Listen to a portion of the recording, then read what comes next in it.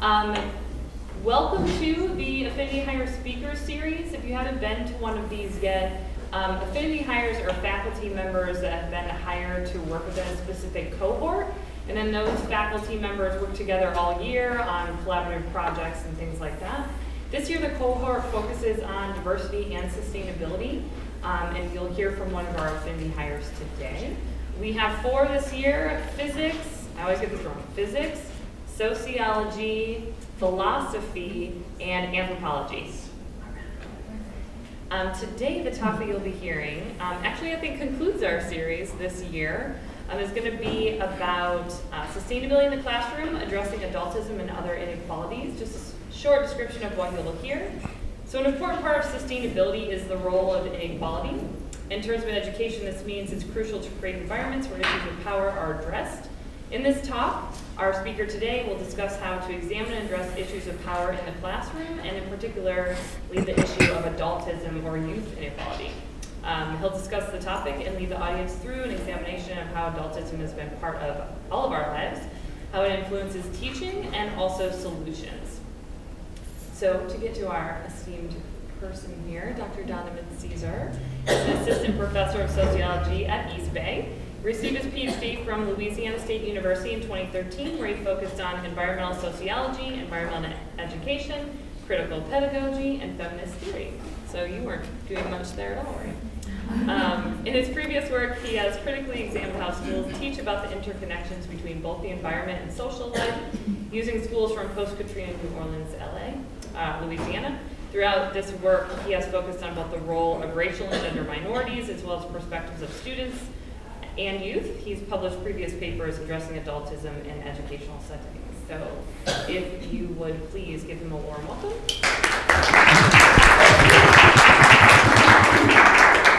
All right. So hello, everyone. I don't think I need this microphone because I have a microphone on me already, so I'm going to move this one here. Yeah? Okay. All right, so hello. I'm going to take this off also, just so don't let me forget this, okay?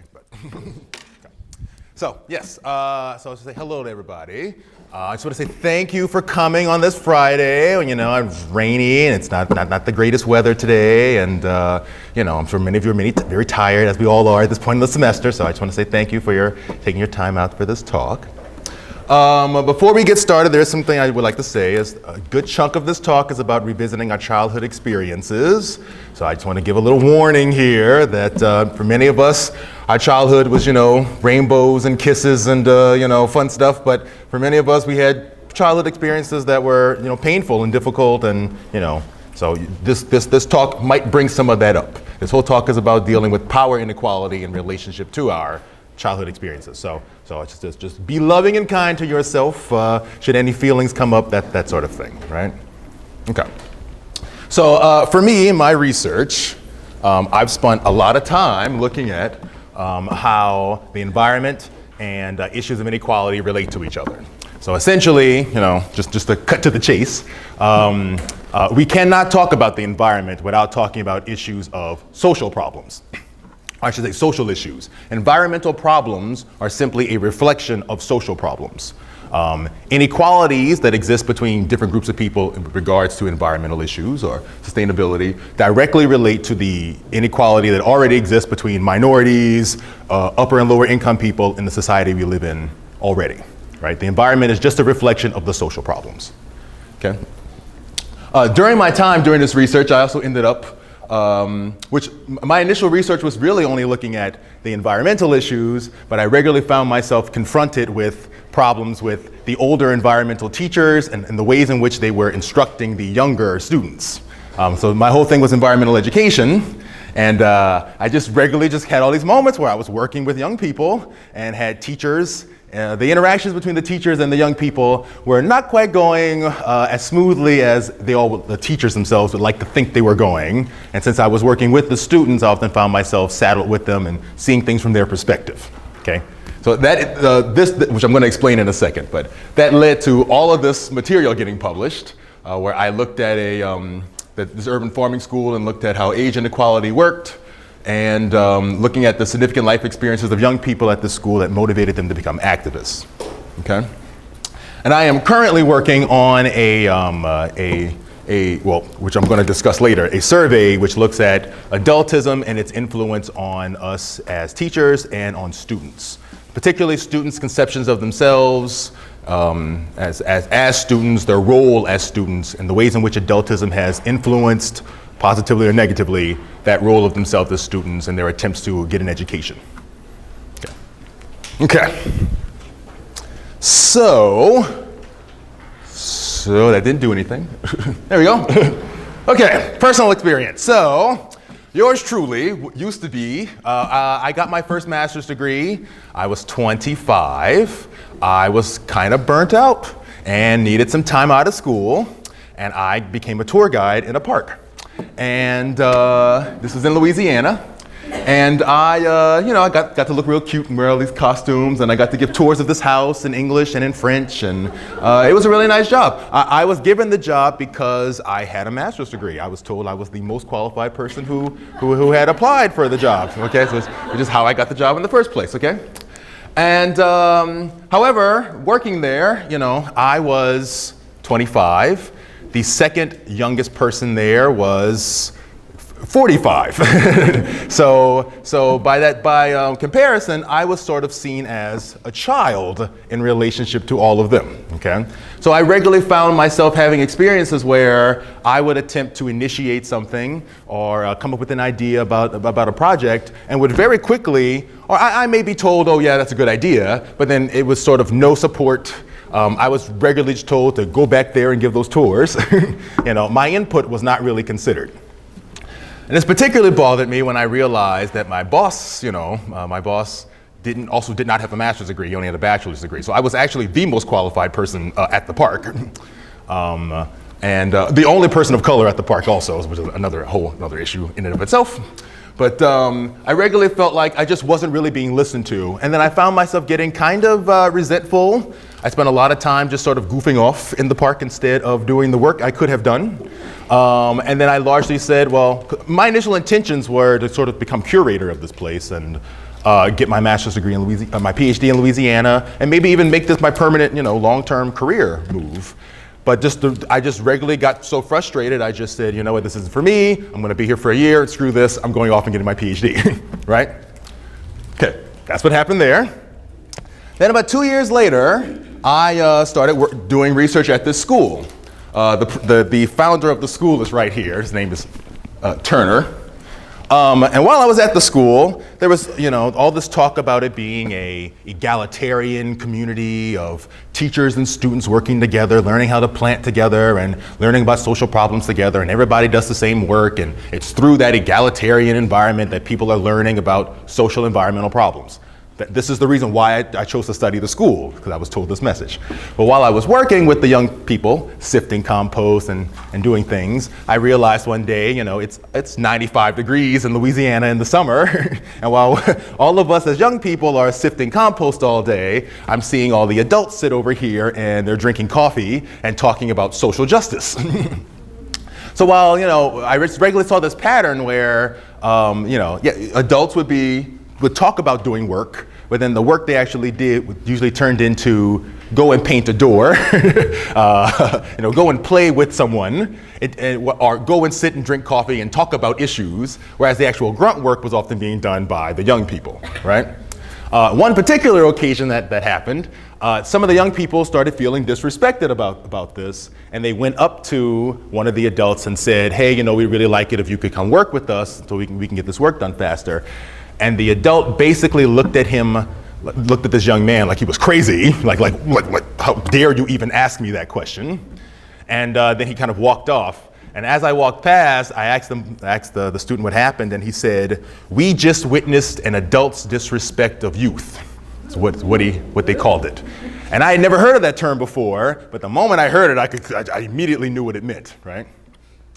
And so I had a little conversation with them, and generally the attitude was they felt like if they were doing all this work, why were they doing all this work, but yet didn't feel capable of saying to an adult, hey, why can't you come help us, right? Like, what was that about? And that led to all this research about dealing with this concept of adultism. Because actually I had heard that term, but I was working on all these other things, and I sort of just didn't pay it any mind. And as I kept revisiting it in all my research, it just kept coming up, so I started researching it, and that's what led to all of this. So, just before I even get started, who here has never even heard of the term adultism before? Yeah, okay.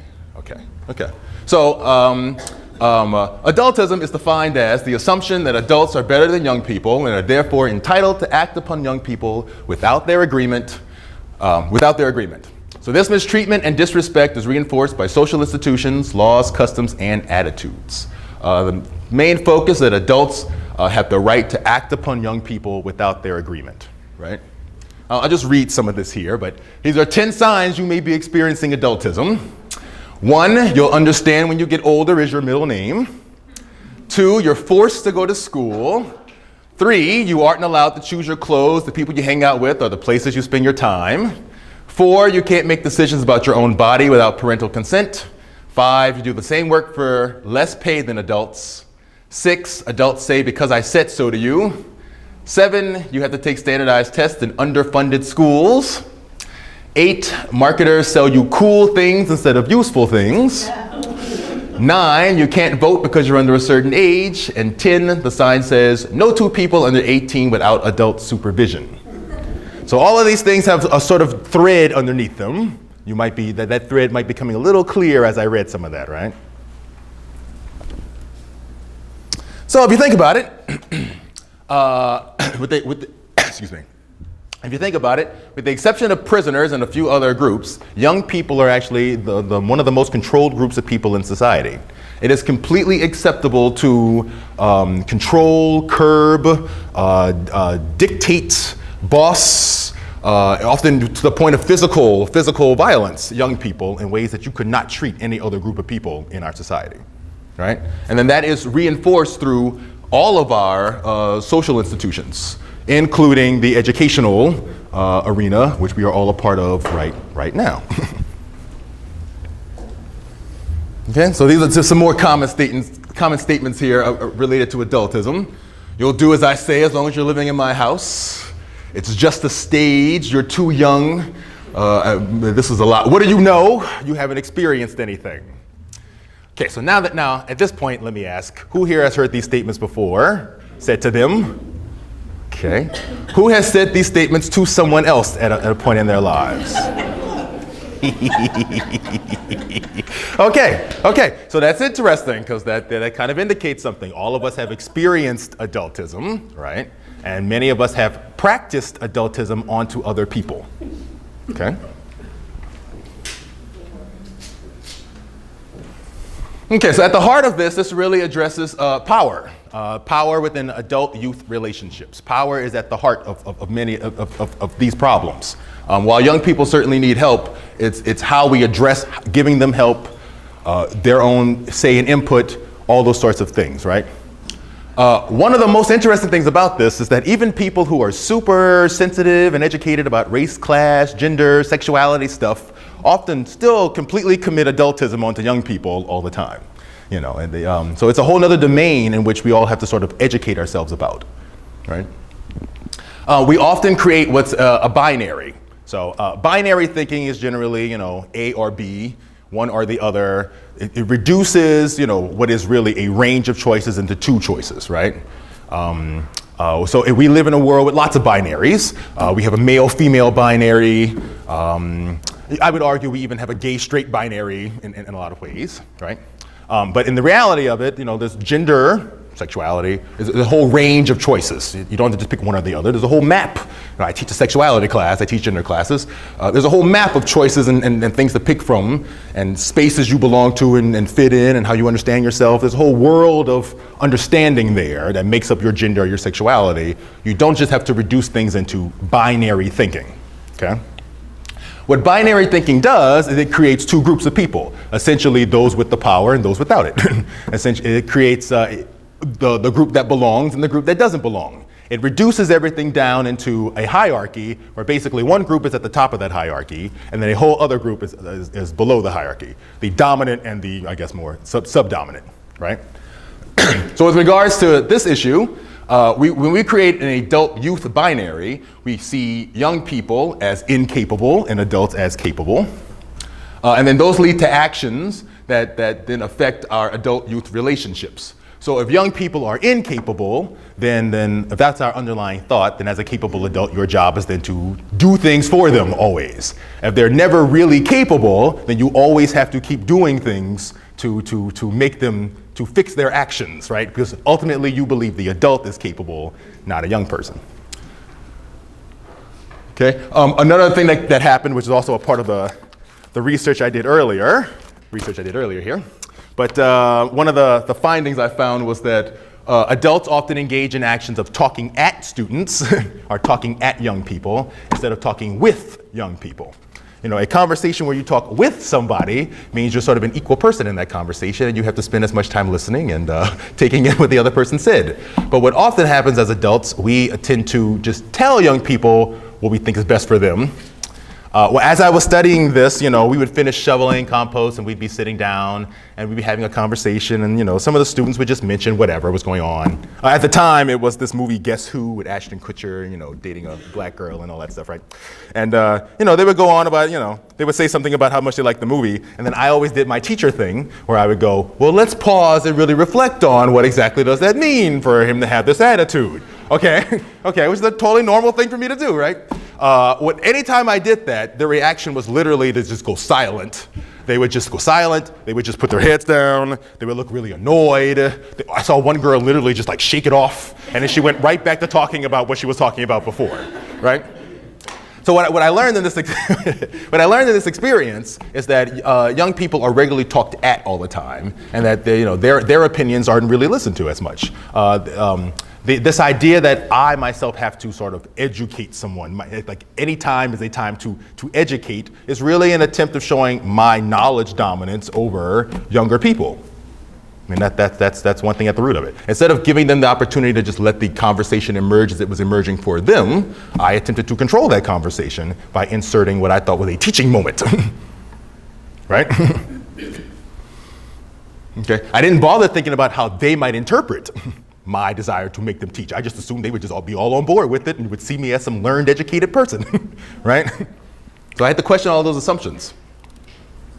And then young people often deal with this in ways that don't make anything any easier either. So they tend to act out by getting angry or rebellious. They tend to act in by getting resentful or disengaged, which is what I said happened to me at the tour as a tour guide, right? Or they tend to manipulate adults by acting lazy, spoiled, or elitist, or ways in which that will embarrass or shame adults, right? Make you seem incompetent in your role as an adult, right? So they use whatever little power they have to demonstrate their way of trying to leverage the situation to their advantage. Just before I go on, who here, particularly the overprotection thing, the doing things for your kids is a common thing? Yes, okay. I'm seeing some Jesus moments here. Okay, yes, okay. Yes, okay. So all of us, like I said, have been, I think I saw maybe only one person who didn't raise their hand. So like all of us have been through experiencing adultism ourselves. We all have, right?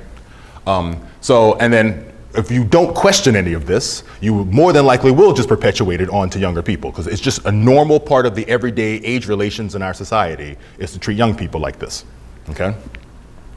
So in order to overcome adultism, we have to do a lot of reflecting on our past experiences, the actions we've engaged in, and we have to use what's called reflexivity, or looking back on our experiences and the way we act and how it might affect other people, to overcome the adultism we experienced ourselves, and then to change our actions in relations to younger people. Does that all make sense? That all makes a lot of sense, right? So, let me read this. All adults are adultist.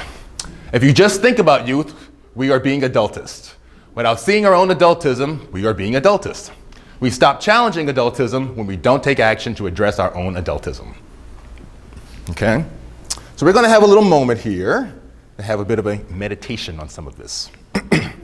I really feel like, reflecting on all this requires more than just sitting here. You need to have a little moment to really think about some of these childhood experiences. So if you all don't mind, close your eyes for a second. Just keep your eyes closed. Just relax yourselves. I'm a Buddhist also, so I'm going to do a little guided meditation here. Just relax yourselves, all right?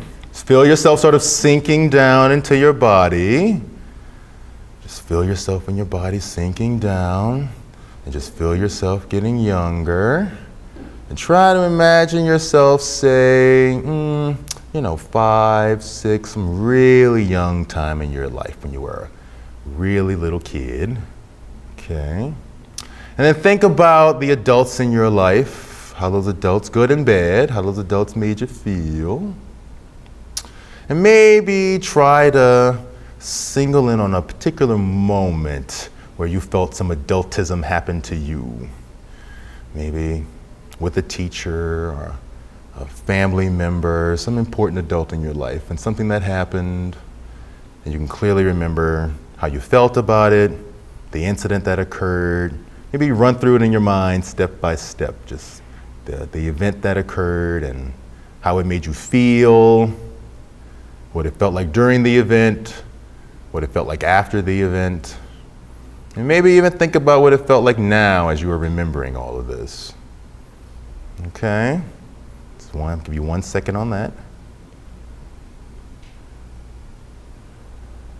Okay. Now I want you to also think about a time in your life as an adult when you may have engaged in an action where you dismissed or maybe put down a younger person. And remember the incident that occurred, how you felt as the incident was occurring, and then how do you feel now about that incident, especially in light of all this information. Okay. Okay. Everybody open their eyes. Okay, so before I go on further with this, the next section of this deals with school specifically. So does anybody have any particular memories that a really easy thing that stands out as something that made you an adultist experience from being a kid?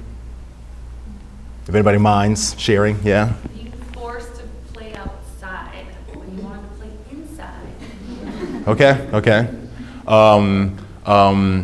Who forced you to play? My dad, he's like, go outside. It's nice outside. You should play out there. And you're like, what am I gonna do out there? All my toys are in here. Okay, and when you you ended up going outside though? Yeah. Because you had to do that, right? Okay. And how did you feel having to go outside? How did you feel about your father having to go outside? I felt a little bored outside, and I'll show you. I'm just not gonna do anything out here. You know. I'm just gonna sit here. I'll show you. Yeah, you had a reaction. And also, why? Why do you want me to go out there? What's the Confusion. Yeah. You felt confused. You felt frustrated, bored. Okay, none of these are positive, positive experiences, right? And what would you have preferred your father had done instead? Play with me, inside or outside. Oh, and then he was detached, right? He was ordering you to do something. He wasn't present with you during the experience. I just wanted to go outside, but couldn't for whatever reason. So he thought I should. Mm-hmm. And then he may have taken his own issues out on you. So fair enough. Fair enough. Okay. Now, does anybody have any experiences of themselves as an adult doing something to a younger person?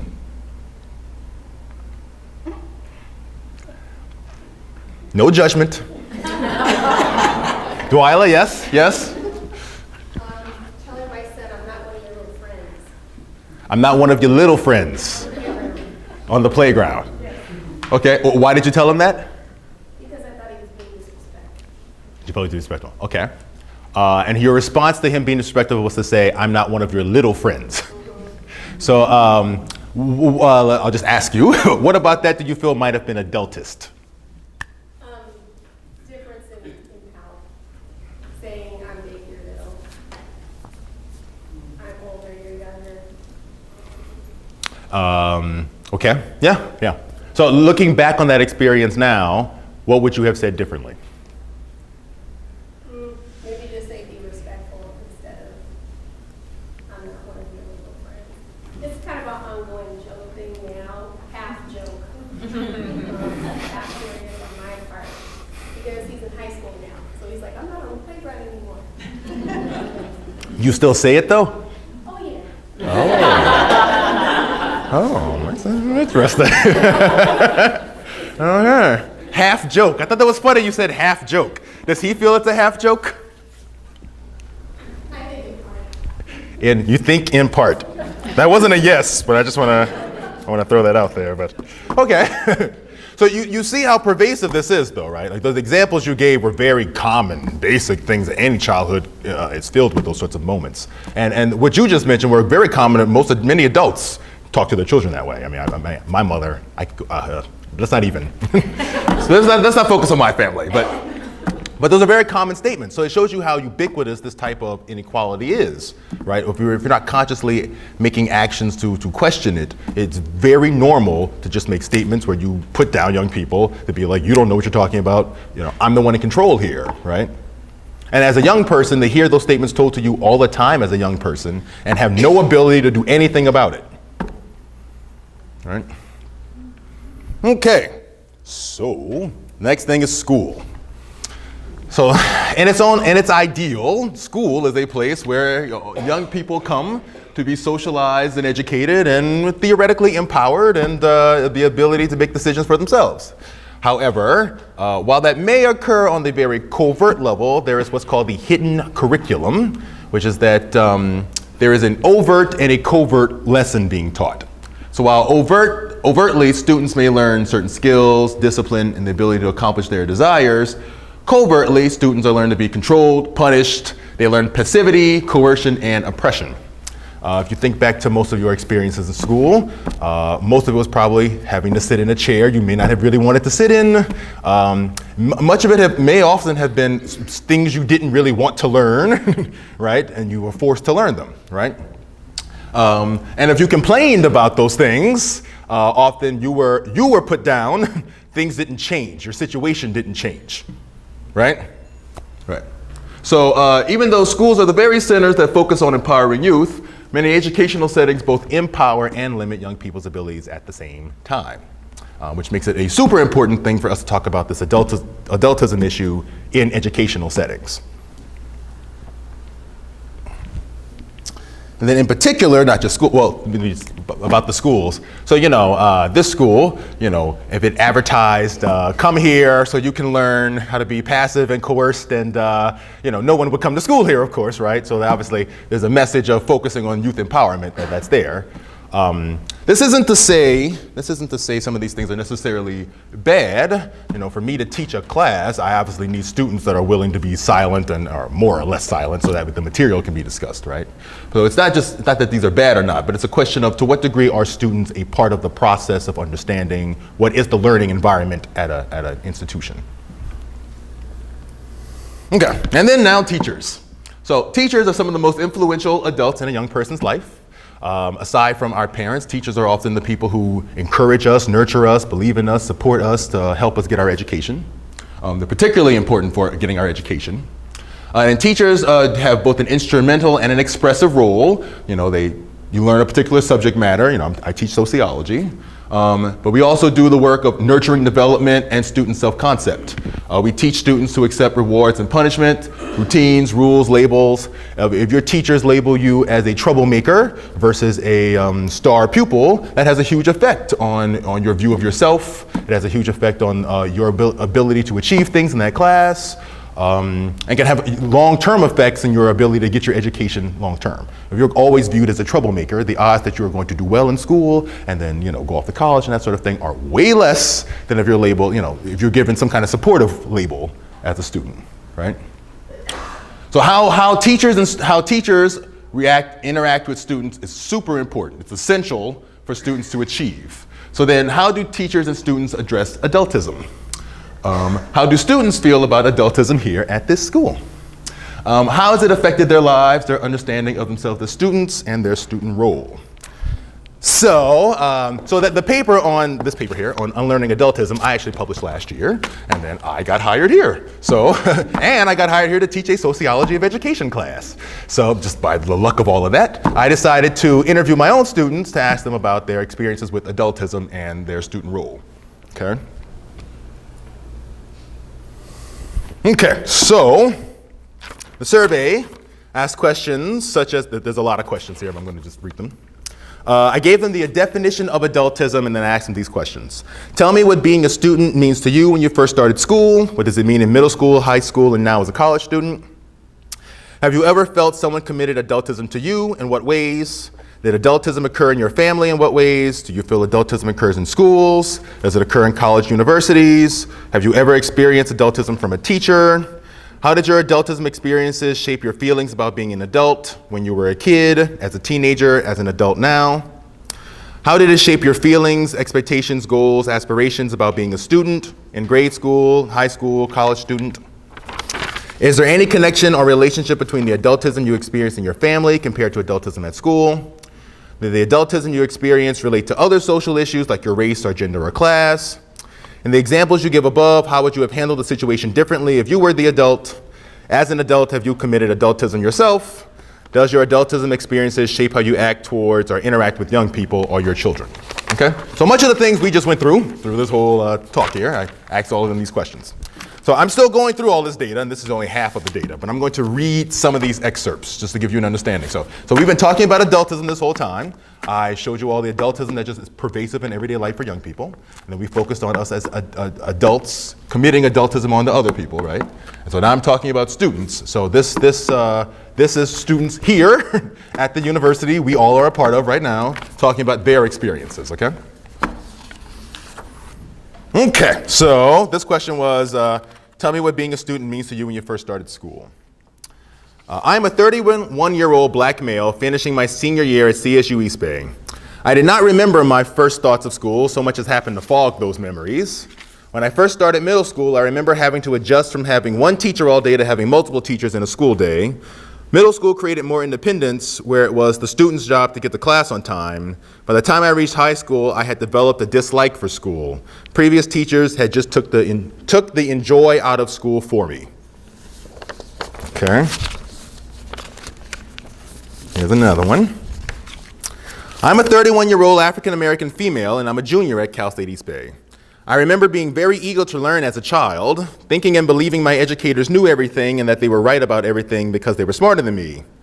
There was a parent-child relationship comparison. Being a student meant being a vessel for all the unknown. By middle school, I figured out that educators were humans just like myself and that they made mistakes just like any other human being. In high school, I was more focused on myself, who I was becoming, my identity. As a student, I started to rebel in a way because I had this constant feeling that I was forced to obey and learn things that I would never use in life. Everything in high school just felt like bull mess. I think he meant a different word there. How polite of him to censor his own words.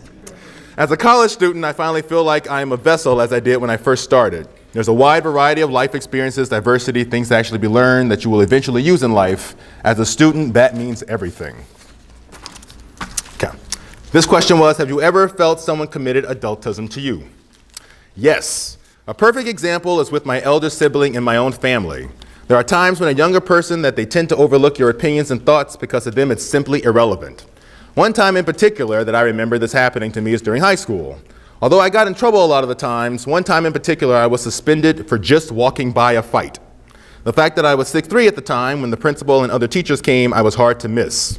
I was called to the office where they did not even give me a chance to explain before I was